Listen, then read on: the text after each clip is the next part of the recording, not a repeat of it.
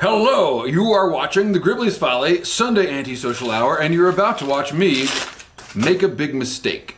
Tonight I'll be drinking Conviction, which is a bourbon from North Carolina, I'm told. The guy in the ABC store. Do you have ABC stores where you're from? We have ABC stores. Uncut and unfiltered. Let's see.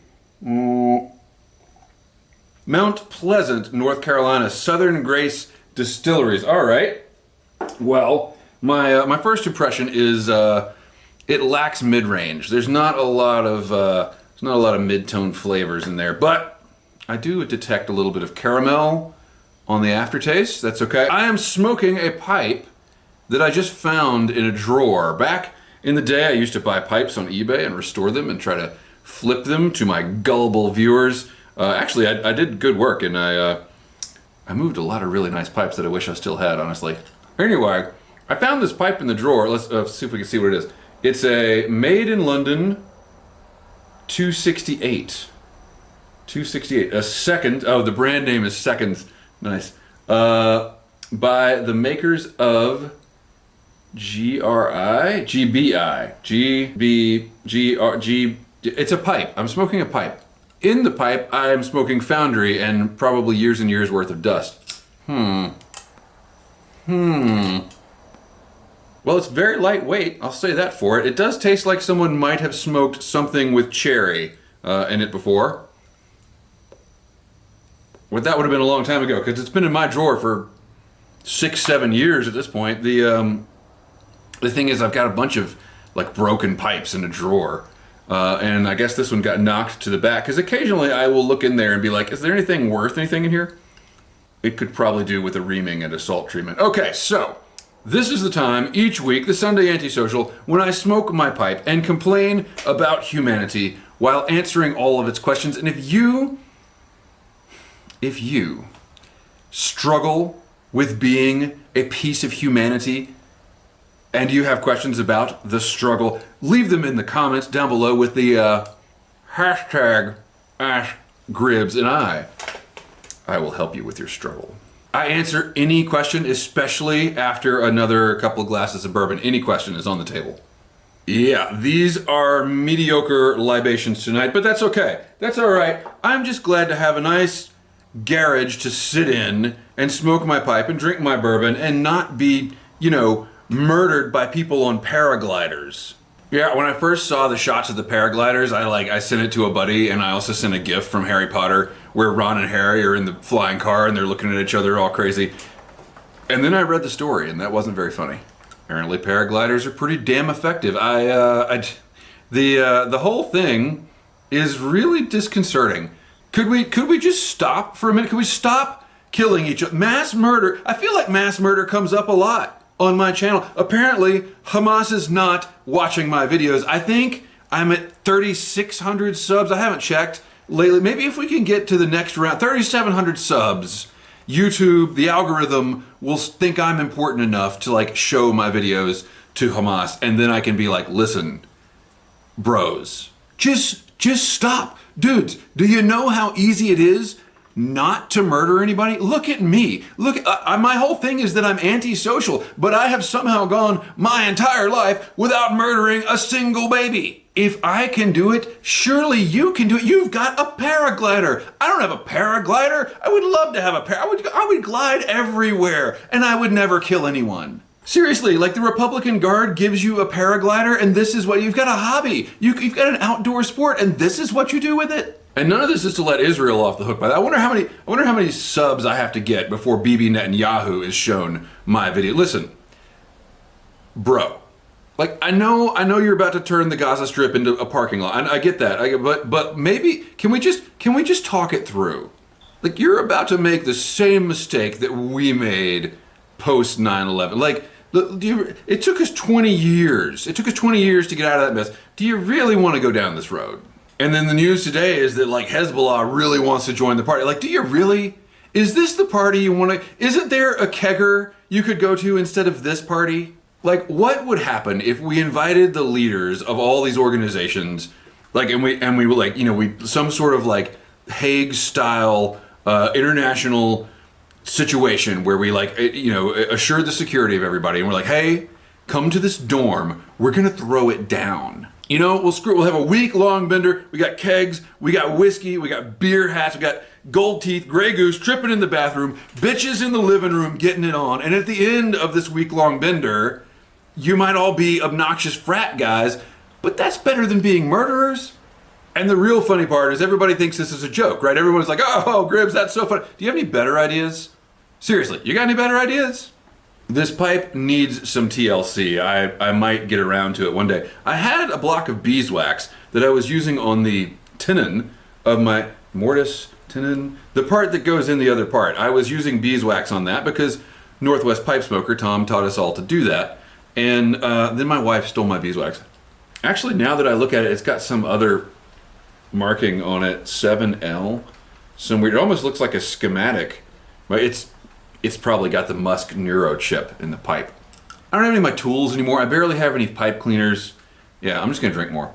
If you drink enough bourbon, you don't worry about these little details about your pipe. Actually, this will be a big mistake if I get sick. We're gonna knock wood for a sec. I haven't been sick in a minute, and I know it's coming, and so I've been not drinking bourbon, been not smoking my pipe except for videos, been trying to stay super healthy, drink a lot of water, vitamin C, but it is a special day. We won't get into what makes it special because that'll tie into the last video and all the grief. We won't work.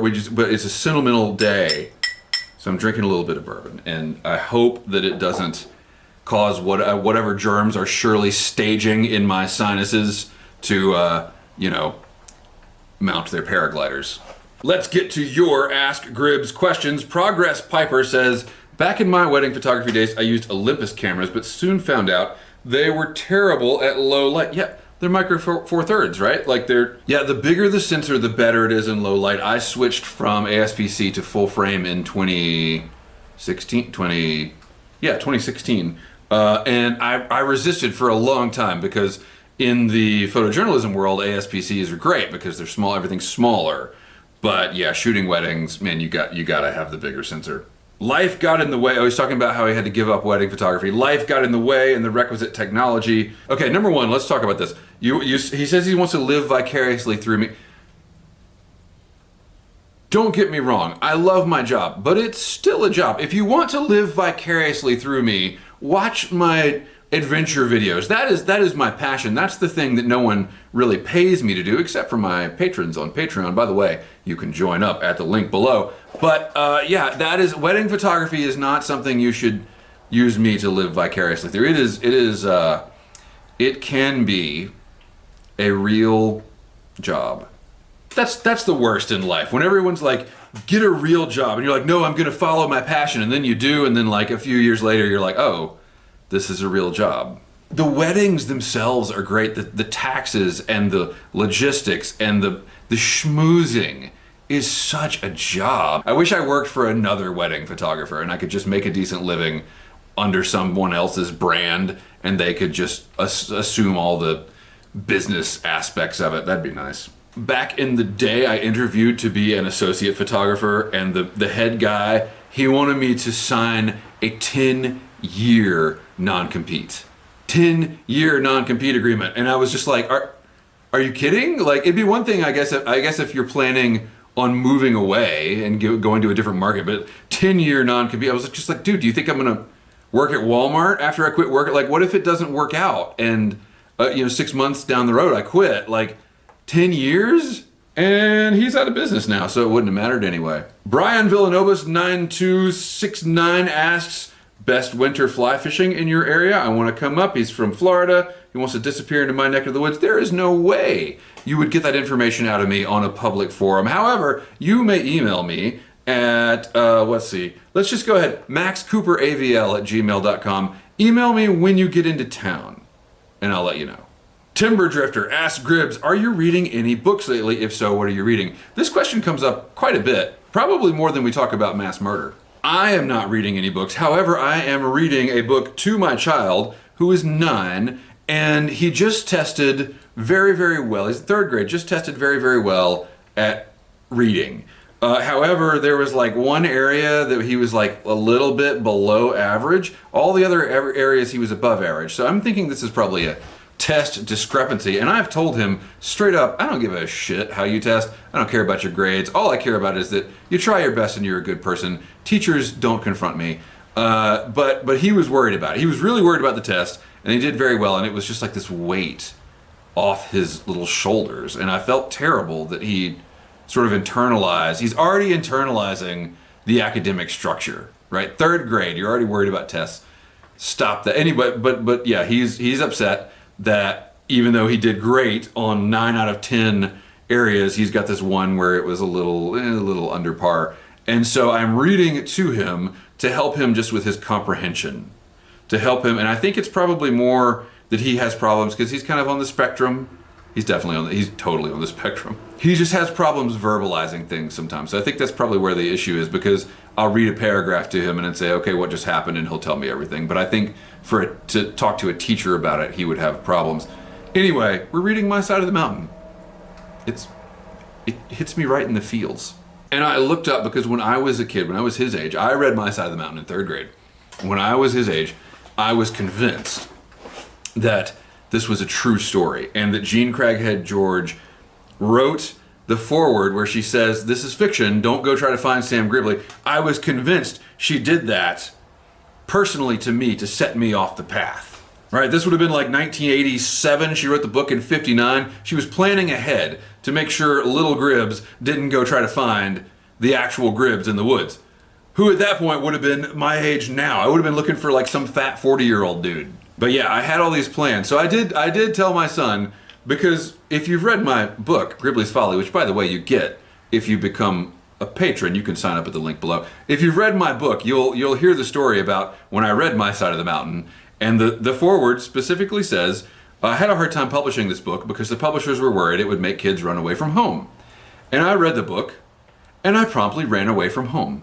It was a bad evening. It didn't last long, but it was a bad evening. Now, I have told my child, please do not run away from home. Look, I don't, like, the world has changed since I was a child. Running away from home is not fun anymore. Don't do that. But yeah, I've been so encouraged by reading to him this book from my childhood that I also bought a book I haven't read since 3rd grade. I bought The Witch of Blackbird Pond. Has anybody read that? It's by Elizabeth Spear, who also wrote The Sign of the Beaver, I believe. So the only thing I have the attention span for are things that my 3rd grader has the attention span for. Speaking of children's literature, Blake MD CCC says, we should change the rant timer from my Anne Frank video. We should change the rant timer to the woke timer. Wait, you were one of the ones that didn't realize you had genitals until 8th grade. Speaking of genitals, are you ever just into, this is hard after what we talked about. We talked about murder early and, like, you know, everybody's losing their lives. But are you just ever insulted by living? Do you ever sometimes things happen to me and I'm like, really? Like, this was even possible? So the other night, it's 2 in the morning. I have raging insomnia because I can never turn anything off. By the way, somebody left a comment. I don't know who it was. I'm so sorry. I've forgotten. I forgot because I have ADHD, and someone who has ADHD left a comment that said, people with ADHD, we don't fall asleep, we pass out. And that is so brilliant. What a great way to describe, like, you go to sleep because you have to. Anyway, yeah, so I have this raging insomnia. I go to bed, I can't sleep. I wake up, I'm sitting on the side of the bed. So I'm like, fine, screw it. I'll get up and I'll go back to work, and I'll just work until 4 or 5 in the morning, and when I'm actually tired. So I get my phone off the nightstand and I'm like pulling, it's plugged in to just got his cable in, and I pull it. Like I'm gonna pick it up and pull the cable out. I'm gonna unhook the cable, right? Because I know it's tethered to the outlet behind the nightstand. And instead, the cable catches on something. The cable catches on something in there, right? And I know what you think is gonna happen, right? You think I'm gonna pull it and I'm gonna pull all the stuff off the nightstand onto the floor, and wouldn't I wake everybody up? Wouldn't that be a funny story? No. No, I pull it, and the tension of the cable pulls the phone out of my hands, and like a slingshot, it pulls back to the wall, but also there's the whole gravity vector, and it just hits me right in the balls. How does this happen? How does it, what, of all the quantum possibilities in all the timelines in the entire multiverse, why am I living in the one? Why did the quantum possibilities, the curve collapses into the reality where my phone, like a tetherball from grade school, slings off the cable and hits me in the butt? What did I possibly do in a past life to make this happen? And my wife wakes up and I'm like doubled over on the floor like, oh God. She's like, what happened? What happened? Did you, because I've got problems with my feet and ankles. She's like, did you break your ankle trying to get out of bed? No. Well, what happened? I don't want to tell you. I don't want to tell you what, no. What, do we need to call the ambulance? No, we don't need to call. Well, then why are you, we're not going to talk about it. My point is, Blake, genitals are inconvenient. That, we're in agreement. Les Brady asked Gribbs, do you think some pipe smokers are more sensitive to nicotine because they were never cigarette smokers? I smoke cigarettes, don't have any nicotine issues from tobacco. I think this is probably accurate. I think that a large majority, actually I don't know about this. I think if you went back 10 years, a large majority of pipe smokers would be former cigarette smokers. However, you know, these days you got to account for hipsters, so who knows? But clearly nicotine affects some more than others, judging from the comments that I got. By the way, my comments section is foobar, so if you've left a comment and I haven't responded, I'm sorry. It's just YouTube, I've never gotten along with the way that they organize comments, and sometimes it's easy to miss stuff. Howard asks Gribbs, this was a comment I know I missed. Wait, so Voldemort the squirrel never really happened? I said in a previous video that I never actually shot a squirrel on camera, and that was false because I did shoot a squirrel through the nose. It was horrible, and I actually last night I dreamed about the place where that happened, and way up on the mountain in this rocky outcropping, and I shot the poor squirrel, and I missed his brain by a centimeter, and just right through the nose, and he went under a hollow stump in a log hollow rock place. And so if you haven't seen that video, there was really nothing I could do. I could see him in there with his bloody nose, but I couldn't, it was dangerous to try to finish him off because I had a rifle and there was rocks over, I would be shooting point blank into rocks, and I did not want to risk my life. But I feel terrible about it, and that is actually a big reason why, if you don't see any squirrel hunting videos from me, that plays a part. Alexander Gennaro says, oh, this is good. I put this in here, it's not a question, but I put it in here because I like to think about things that are infinite, right? Like, no matter how much money you have, you'll always think of more things you could buy. The desire for more stuff is infinite. No matter how much time in your day, there's always more stuff you should be doing. Your to-do list is infinite. Alexander Gennaro says, we're surrounded by an unlimited supply of morons and imbeciles to keep us entertained for as long as it takes to get to the end of your life. That is some wisdom right there. You'll never run out of morons. And for someone who makes a video complaining about humanity every week, that is job security. Alexander Sai says, who needs to go to church when we can just come to Gribbs on Sunday and hear the real gospel? Stop that. Les Brady said something similar not too long ago, and I know it was tongue-in-cheek, but no, I am just a man in my garage who happens to be a level 50 shaman.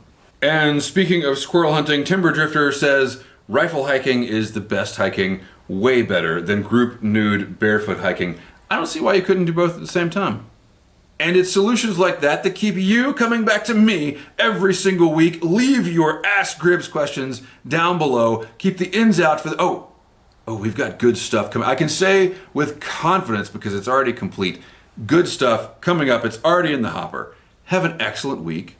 Keep the ins out for the ties that bind. Please, just for a week, please try not to kill anybody. Thank you so much. See you next time.